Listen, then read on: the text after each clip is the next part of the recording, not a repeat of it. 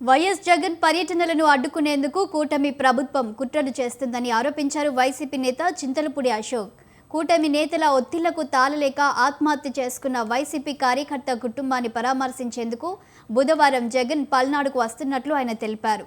కూటమి నేతలు ఎంత తొక్కాలని చూసినా అంతే కసితో ప్రతి వైసీపీ కార్యకర్త పనిచేస్తారని అశోక్ అన్నారు. 18వ తారీఖున మన ప్రియతమ నాయకులు అధ్యక్షులు వైఎస్ జగన్మోహన్ రెడ్డి గారు పల్నాడు జిల్లాలో సత్తెనపల్లి నియోజకవర్గంలోని రెంటపాళ్ల గ్రామానికి విచ్చేయుచున్నారు. అధికార పార్టీ ఒత్తిళ్ల వల్ల సూసైడ్ చేసుకున్నటువంటి ఒక కార్యకర్త కుటుంబానికి భరోసా కల్పించడానికి ఈ కార్యక్రమంలో పాల్గొనబోతున్నారు.